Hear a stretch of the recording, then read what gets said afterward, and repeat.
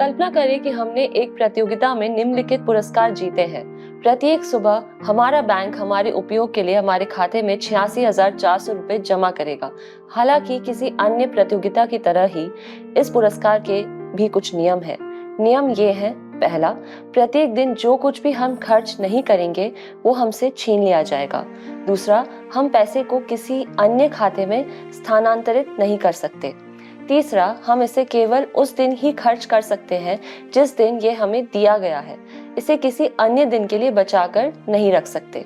चौथा, प्रत्येक सुबह जागने पर बैंक उस दिन के लिए 86,400 रुपए के साथ हमारा खाता खोलता है। पांचवा, बैंक बिना किसी चेतावनी के खेल को समाप्त कर सकता है। किसी भी समय ये कह सकता है कि खेल समाप्त हो गया। हमारा खाता बंद कर सकता है और हमें नया खाता नहीं मिलेगा। तब हम क्या करेंगे? हम अपनी पसंद की कोई भी चीज खरीदेंगे, है ना? न केवल अपने लिए बल्कि उन सभी लोगों के लिए जिन्हें हम प्यार करते हैं और जिनकी हम परवाह करते हैं।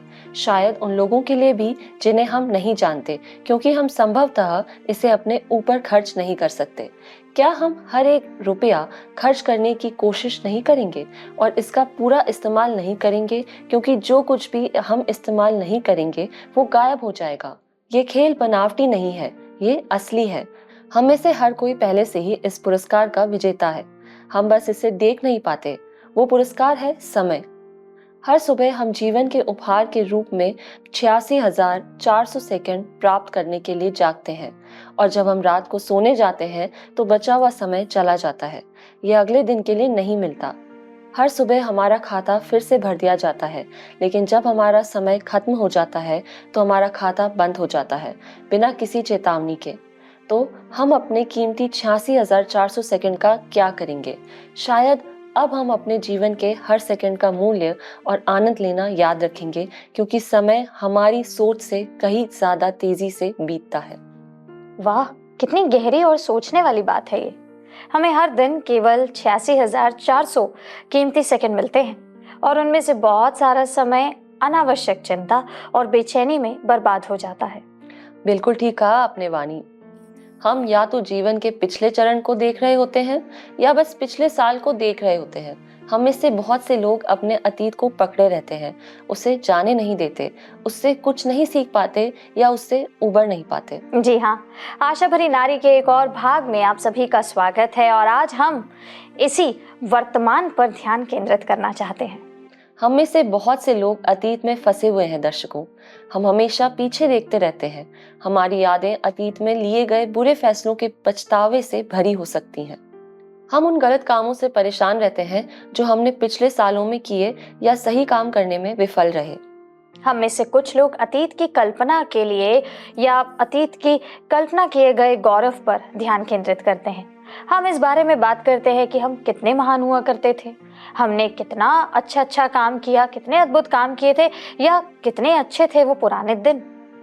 अपनी गलतियों को पहचानना और उनसे शांति बनाना, सफलताओं की सराहना करना और अतीत से सबक सीखना सभी महत्वपूर्ण और मूल्यवान है। लेकिन यहीं पर पीछे देखने वाला जीवन समाप्त हो जाना चाहिए। जी हाँ, पीछे देखने वाला जीवन, इसका अर्थ क्या है? अब आप समझाइए नतानिया हमारे दर्शकों को। बिल्कुल। रियर व्यू मिरर यानी कि वो शीशा जिसमें ड्राइवर पीछे का दृश्य देख सकता है, विंडशील्ड यानी कि कार का वायुरोधी शीशा के ऊपर या बीच में पाया जाता है। ये वो शीशा है जिसका इस्तेमाल ड्राइवर अपने पीछे की असली तस्वीर देखने के लिए करते हैं। जो लोग गाड़ी चलाते हैं उन्हें पता होगा कि हर समय ये जानना कितना जरूरी है कि हमारे पीछे ट्रैफिक कैसा है। तो यानी कि ये एक छोटा सा दर्पण है जो कि बहुत बड़ा अंतर पैदा करता है। जी हाँ, हम में से बहुत से लोग जीवन भर रियर व्यू मिरर में देखते रहते हैं। जब हम हमेशा पीछे देखते रहते हैं तो हम इस बात पर ध्यान केंद्रित करते हैं कि क्या काम नहीं हुआ, किसने हमें चोट पहुंचाई और हमने क्या गलतियां की हैं। तो फिर हम अपने दिन पछतावे के साथ बिताते हैं। काश मैंने कॉलेज खत्म कर लिया होता, काश मैंने अपने बच्चों के साथ ज्यादा समय बिताया होता, काश मेरी परवरिश बेहतर माहौल में हुई होती, काश ये काश वो, ये कुछ जाने पहचाने कथन लगते हैं। 100% सही कहा आपने। लेकिन जब तक हम पछतावे में जी रहे हैं, अतीत की नकारात्मक चीजों पर ध्यान केंद्रित कर रहे हैं, हम उस उज्जवल भविष्य की ओर आगे नहीं बढ़ पाएंगे जो परमेश्वर ने हमारे लिए रखा है। हमें उन बातों को छोड़ देना चाहिए जो काम नहीं आई। अपना पीड़ा और दर्द को छोड़ दें, अपनी गलतियों और असफलताओं को छोड़ दें। दर्शकों, रियर व्यू मिरर इतना छोटा होने का कारण यह है कि हमें यह याद दिलाता है कि अतीत में जो हुआ है वो हमारे वर्तमान की तुलना में उतना बड़ा या महत्वपूर्ण नहीं है। पीछे मुड़कर देखने से हमारे वर्तमान जीवन पर प्रभाव पड़ता है और लूत की पत्नी की कहानी से बेहतर कोई कहानी इसे नहीं दर्शाती। बिल्कुल ठीक, यह बाइबल की एक दिलचस्प कहानी है। लूत की पत्नी की कहानी उत्पत्ति 19 में दी गई है, जब लूत और उसकी पत्नी सदोम और अमोरा से भागे थे। परमेश्वर 2 शहरों को नष्ट करने वाला था, लेकिन अपनी कृपा से वह उन्हें विशिष्ट निर्देशों के साथ भागने की अनुमति देता है। तब उसने कहा, अपना प्राण लेकर भाग जा, पीछे की ओर ना ताकना और तराई भर में ना ठहरना। उस पहाड़ पर भाग जाना, नहीं तो तू भी भस्म हो जाएगा। पद 17। बाइबल में दिए गए इस वचन को पढ़ने से पहले आइए अपने दर्शकों को याद दिला दें कि लूत अब्राहम का चचेरा भाई है। हम देखते हैं कि उत्पत्ति 19:12 से 27 में क्या लिखा है। फिर उन अतिथियों ने लूत से पूछा, यहाँ तेरे और कौन कौन है? दामाद, बेटे बेटियां व नगर में तेरा जो कोई हो, उन सबों को लेकर इस स्थान से निकल जा, क्योंकि हम ये स्थान नाश करने पर हैं, इसलिए कि उसकी चिल्लाहट यहोवा के सम्मुख बढ़ गई है और यहोवा ने हमें इसका सत्यानाश करने के लिए भेज दिया है।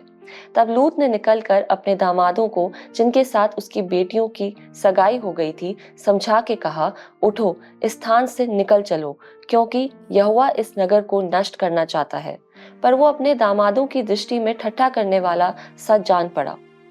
जब पौ फटने लगी, तब दूतों ने लूत से फुर्ती कराई और कहा कि उठ, अपनी पत्नी और दोनों बेटियों को जो यहाँ है ले जा, नहीं तो तू भी इस नगर के अधर्म से भस्म हो जाएगा। पर वो विलंब करता रहा। इससे उन पुरुषों ने उसका और उसकी पत्नी और दोनों बेटियों का हाथ पकड़ लिया, क्योंकि यहोवा की दया उस पर थी, और उसको निकाल कर नगर के बाहर कर दिया। और ऐसा हुआ कि जब उन्होंने उनको बाहर निकाला, तब उसने कहा, अपना प्राण लेकर भाग जा, पीछे की ओर न ताकना और तराई भर में न ठहरना।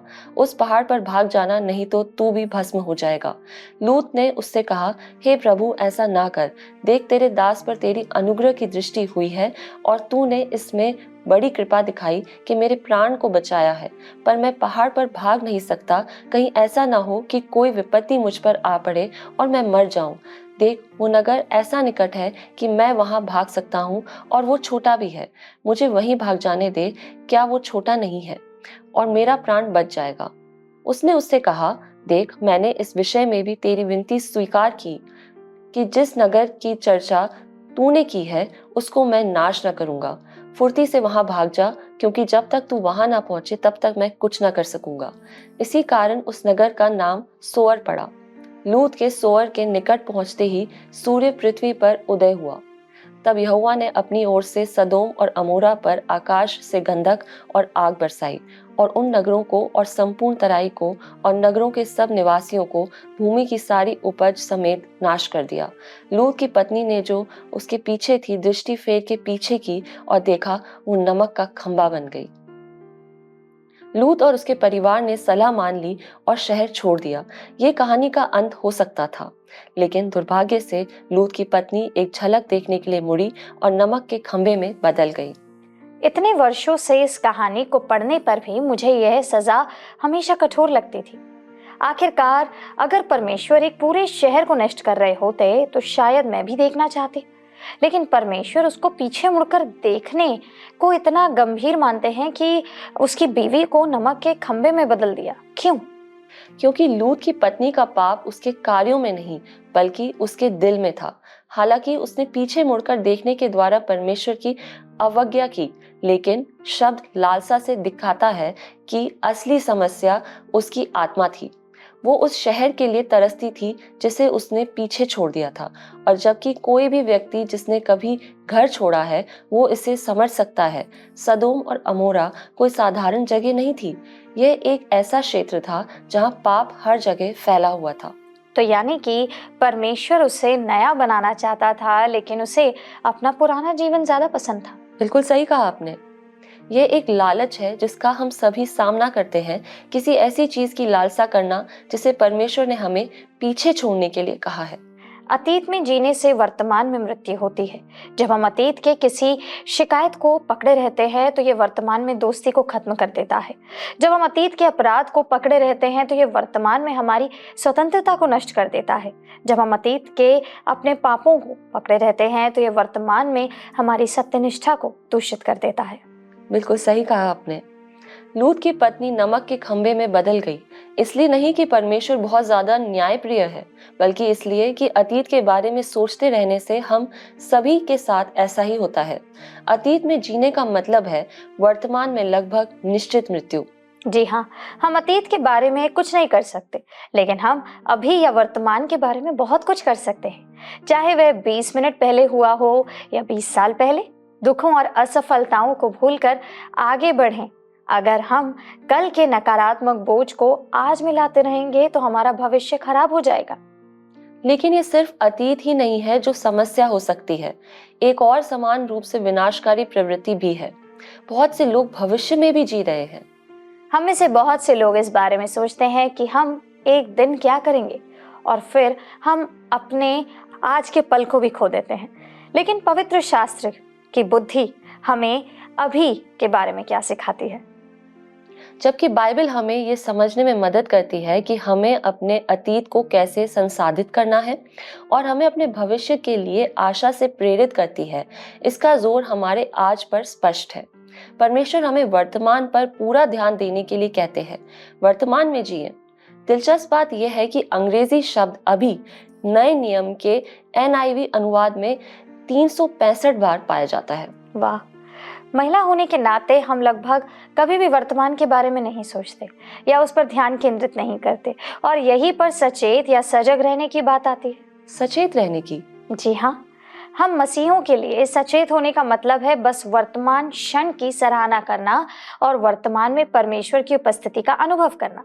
हमारा उपभोक्ता समाज चाहता है कि हम वर्तमान पर ध्यान ना दें, क्योंकि इसका मतलब है कि हम हमेशा ये देखते रहेंगे कि हमने क्या खरीदा है और क्या खरीदने जा रहे हैं। लेकिन परमेश्वर चाहते हैं कि हम वर्तमान में जिएं, अपने प्रियजनों के साथ उपस्थित रहें, खुद के साथ उपस्थित रहें और परमेश्वर के साथ भी उपस्थित रहें। बिल्कुल, और ऐसा इसलिए है क्योंकि जब हम वर्तमान क्षण में होते हैं तो अद्भुत चीजें हो सकती हैं। हम अपने प्रियजनों को जान पाते हैं, हम खुद को जान पाते हैं, हम परमेश्वर को जान पाते हैं, परमेश्वर की उपस्थिति का अनुभव करते हैं, परमेश्वर की आवाज सुनते हैं, परमेश्वर के कार्यों को देखते हैं, हमारे जीवन में परमेश्वर की अगुवाई को देखते हैं। जब हम पूरी तरह से वर्तमान क्षण में नहीं होते तो हम ये सब खो देते हैं। एक और बात यह है कि जब हम पूरी तरह से वर्तमान में होते हैं तो हम अक्सर शांति महसूस करते हैं। अतीत या भविष्य में जीना अधिकांश समय चिंताजनक या अस्त व्यस्त महसूस करा सकता है, लेकिन जब हम खुद को बस इस पल के लिए छोड़ देते हैं तो हम परमेश्वर की शांति का बेहतर उपयोग कर पाते हैं। यीशु ने यूहन्ना 14:27 में यही कहा था, मैं तुम्हें शांति दिए जाता हूँ, अपनी शांति तुम्हें देता हूँ, जैसे संसार देता है मैं तुम्हें नहीं देता।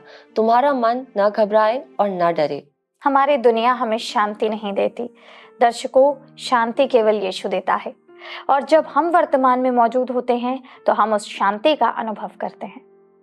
आप जानती हैं वाणी, महिलाओं के रूप में हमें इस बात पर गर्व है कि हम कितनी बार सहजता से एक ही समय में कई काम करते हैं, यानी कि मल्टीटास्किंग। बहुत लंबे समय तक मुझे लगा कि मैं एक साथ कई काम करके अपने समय का सही इस्तेमाल कर रही हूँ, लेकिन एक दिन मुझे एहसास हुआ कि मैं हर पल में पूरी तरह से मौजूद न रहकर कितनी बड़ी गलती कर रही थी। उस अनुभव के बाद मैंने मल्टीटास्किंग पर खोज करनी शुरू की और पाया कि यह लोगों को कम लाभकारी बनाता है। हाँ, ये सही है। मल्टीटास्किंग हमारा ध्यान कई जगह बांट देता है, जिससे ध्यान केंद्रित करना कठिन हो जाता है। इसका परिणाम ये होता है कि हम परमेश्वर द्वारा हमें प्रत्येक क्षण में अनुभव करने, सीखने और पूरा करने के लिए दिए गए संपूर्ण अनुभव से वंचित रह जाते हैं। वर्तमान में रहना सबसे आसान और सबसे कठिन उपहार है। ये आसान है क्योंकि इसमें कुछ भी खर्च नहीं होता है और इसके लिए किसी भी योजना, विशेषज्ञता या कुशलता की आवश्यकता नहीं होती है। ये कठिन है क्योंकि इसके लिए हमें अपने यानी कि कार्य सूची एजेंडे में शामिल बाकी सभी कामों को करना बंद करना पड़ता है। आधुनिक माताओं के लिए दुनिया में करने के लिए ये सबसे कठिन काम है। चाहे भले ही हम अपने कार्यक्रम सूची को सही कर लें, अपने फोन रख दें और अपने कपड़े धोने के काम को छोड़ दें, फिर भी हम में से ज्यादातर लोग अपने दिमाग को अपने ध्यान से दूर भटकने से रोकने के लिए संघर्ष करते हैं। हम खुद शारीरिक रूप से उपस्थित हो सकते हैं, लेकिन अगर हमारा दिमाग कहीं और है तो इसका कोई और मतलब ही होता है। अक्सर हम अपने बच्चों के साथ शारीरिक रूप से मौजूद हो सकते हैं। कई बार ऐसा होता है कि हम शारीरिक रूप से अपने बच्चों के साथ मौजूद होते हैं, लेकिन उनके सोते ही हम उन सभी कामों के बारे में सोचने लगते हैं जो हमें करने हैं, या हम ये पता लगाने की कोशिश कर रहे होते हैं कि क्या वे अपने आप खेल सकते हैं ताकि हम रसोई के कुछ काम निपटा सकें। या इससे भी बदतर, हम व्हाट्सएप या सोशल मीडिया पर नजर रखने के लिए अपने फोन देखते रहते हैं। उन क्षणों में हम भावनात्मक या मानसिक रूप से मौजूद नहीं होते और ये नुकसान हम सभी के लिए बहुत बड़ा है। यहाँ एक दिलचस्प तथ्य है। प्रेजेंट या प्रेजेंस शब्द का लैटिन मूल्य ऐसे है जिसका अर्थ है होना। यहीं से हमें एसेंस शब्द मिलता है। मुझे ये मेल बहुत पसंद है। इसलिए उपस्थित होने का अर्थ है अपना सार दूसरों के लिए उपलब्ध कराना, अपना सच्चा, पूर्ण, गहनतम स्वयं को दूसरों को देना। वाह, कितना सुंदर है। लेकिन इस तरह की उपस्थिति के लिए ध्यान देने की आवश्यकता होती है। इसके लिए दिल और दिमाग की उपलब्धता की आवश्यकता होती है। बिल्कुल। हमारा जीवन अक्सर व्यस्त और तनावपूर्ण हो जाता है। हम एकाग्रता भंग करने वाली दुनिया में रहते हैं और हमारे दिमाग अक्सर कई अलग अलग दिशाओं में खींचे जाते हैं। अपना ध्यान खोना, उन क्षणों को खोना आसान है जिन्हें परमेश्वर चाहता है कि हम पूरी तरह से अनुभव करें। इसलिए हमारे जीवन में जब भी हम कर सकें, संकल्प पूर्वक अभी यहाँ होना महत्वपूर्ण है। इफिसियों 5:16 में हमें हर उस अवसर का अधिकतम लाभ उठाने का आग्रह करता है जो परमेश्वर हमें देता है, और अवसर को बहुमूल्य समझो क्योंकि दिन बुरे हैं। हमें अपने विकल्पों के बारे में सभिप्राय होना चाहिए। वर्तमान क्षण को हल्के में लेने के बजाय हम अपने उद्देश्य को पूरा करने के लिए उसमें परमेश्वर की उपस्थिति से जुड़ने पर ध्यान केंद्रित कर सकते हैं। परमेश्वर हमें भजन संहिता 46:10 में बताता है, चुप हो जाओ और जान लो कि मैं ही परमेश्वर हूँ। इसलिए सबसे पहले हमें शांत रहना चाहिए, जल्दबाजी करना बंद करना और ध्यान देना चाहिए। फिर हम परमेश्वर को और अधिक जान सकते हैं। परमेश्वर हमें उससे जानने के कई अवसर देता है। परमेश्वर हमें जो भी पल देता है वो हमारे ध्यान के योग्य है, क्योंकि ये हमें कुछ ऐसा सिखा सकता है जो हमें उसके करीब ले जाता है। जी हाँ, जब हम यहाँ और अभी में पूरी तरह से जीते हैं तो हम अपने जीवन को बेहतर तरीके से जीने के हर अवसर का पूरा लाभ उठा सकते हैं।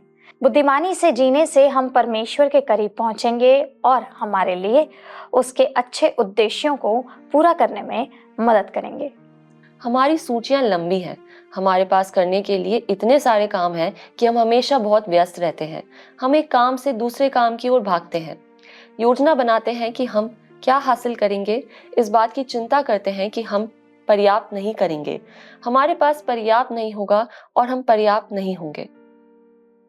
हंस क्रिश्चियन एंडरसन की कहानी the lost dream of the gold oak tree एक बच्चों की कहानी है जो 1858 से चली आ रही है। यह जीवन चक्र के बारे में है कि कैसे हमारे जीवन में तूफानों के बाद शांति आएगी। कहानी की शुरुआत में एक 365 साल पुराना ओक का पेड़ एक मक्खी से कहता है, जो केवल एक दिन के लिए रहती है, बेचारे छोटे जीव, तुम्हारा पूरा जीवन केवल एक दिन का है। कितना छोटा है, ये काफी निराशाजनक होगा। दिन की मक्खी जवाब देती है, निराशा? तुम्हारा क्या मतलब है? तुम ऐसा क्यों कहते हो? मेरे आसपास की हर चीज इतनी शानदार ढंग से उज्जवल, सुहावनी और सुंदर है कि यह मुझे खुशी देती है। दिन की मक्खी अपने एक दिन का आनंद लेने में इतनी व्यस्त थी कि पेड़ की चिंता ने उसे हैरान कर दिया। दिन की मक्खी ने ओक के पेड़ से कहा, तुम्हारे पास मेरे जैसे हजारों दिन हो सकते हैं, लेकिन मेरे पास हजारों पल हैं जिनमें मैं खुश और आनंदित हो सकती हूँ। और वह छोटा सा जीव हवा में नाचता और तैरता रहा, अपने जाली के समान कोमल पंखों में आनंदित होता हुआ। जंगली गुलाब, बड़ के फूल और हनीसकल यानी कि मधुशाला लता, एक सुगंधित फूलों वाली लता की मधुर हवाओं में आनंदित हो रहा था। लंबा और सुंदर दिन इतनी संतुष्टि और मधुर आनंद से भरा हुआ था कि जब सूरज डूब गया तो मक्खी को अपनी सारी खुशी और आनंद से थकान महसूस हुई। उसके पंख अब उसे और नहीं संभाल सकते थे और वह धीरे धीरे घास के नरम लहराते हुए पत्तों पर फिसल गई। जितना हो सके अपने छोटे से सिर को हिलाया और शांति से और आराम से सो गई। दिन की मक्खी ने अपने पास मौजूद एक दिन को गले लगाया और उस दिन के हर पल का भरपूर आनंद लिया। वह जानती थी कि जीवन वर्तमान में प्रकट होता है और उसने अपना सारा समय और ऊर्जा वर्तमान क्षण पर केंद्रित कर दी। दिन की मक्खी के प्रत्येक दिन के दृष्टिकोण में हमारे लिए एक सबक है। जब हम वर्तमान क्षण में जीते हैं तो हम इस बात के प्रति सचेत रहते हैं कि अभी क्या हो रहा है। ठीक वैसे ही जैसे दिन की मक्खी थी, हम ना तो अतीत से विचलित होते हैं और ना ही भविष्य के बारे में सोचते हैं। वर्तमान में सोचने से हम पूरी तरह से स्थिर रहते हैं और खुश रहते हैं। वर्तमान में हम काम करते हैं, हम सक्रिय रहते हैं, हमारा एक उद्देश्य होता है और हम उसका पीछा करते हैं। हम कम तनावग्रस्त और अधिक शांत रहते हैं, कम विचलित, अधिक केंद्रित और बेहतर तरीके से ध्यान केंद्रित करने में सक्षम होते हैं। वर्तमान बहुत जल्दी जाता हुआ लगता है दर्शकों, और अक्सर हमें लगता है कि परमेश्वर दूर है, लेकिन ऐसा होना जरूरी नहीं है।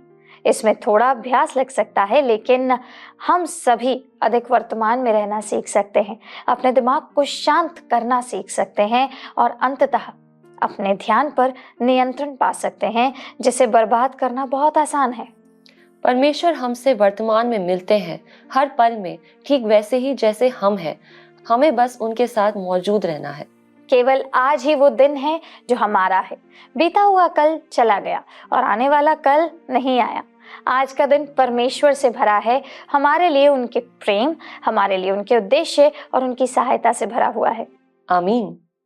अगर हम अतीत के लिए क्षमा चाहते हैं तो ये संभव है, और कल के लिए आशा है, लेकिन हमारे हाथ में केवल एक ही चीज है, एक दिन सूर्योदय से लेकर अगले दिन सूर्योदय तक। ये आज हमारा है। जी हाँ, इसके साथ ही हम आज के इस भाग के अंत में आ गए हैं। हमें उम्मीद है कि आप इससे आशीषित और प्रोत्साहित जरूर हुए होंगे। हम आपसे अगले सप्ताह फिर मिलेंगे, लेकिन आइए पहले मिलकर प्रार्थना करते हैं।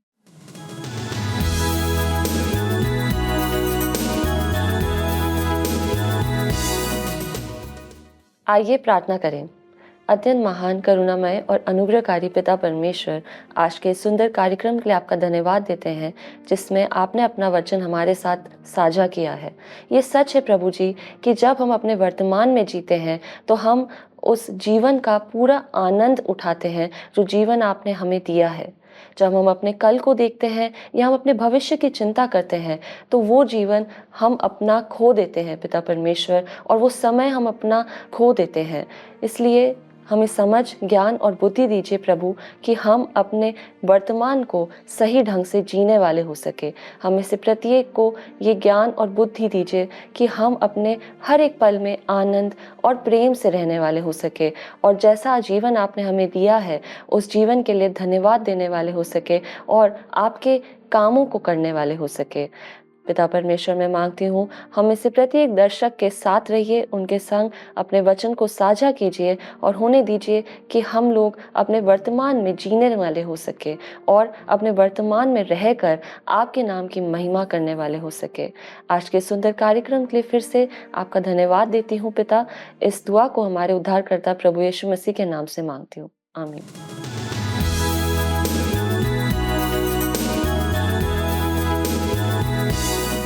तो दर्शकों, हमें उम्मीद है कि आपको आज का कार्यक्रम पसंद आया होगा। इस भाग से आपने आज यानी कि वर्तमान में जीना प्रभु के वचन के अनुसार जरूर सीखा होगा और इसका अनुसरण भी करेंगे। हम आपसे अगले हफ्ते फिर मिलेंगे इसी वक्त इसी जगह, लेकिन स्क्रीन पर आ रहे नंबर पर कॉल देना मत भूलिए अगर आपके पास कोई प्रार्थना का विषय है, क्योंकि हमारे प्रतिनिधि इंतजार कर रहे हैं ताकि आपके सहभागी बन सकें, आपके लिए प्रार्थना कर सकें। अगले सप्ताह फिर मुलाकात होगी, तब तक प्रभु आपको आशीषित करे।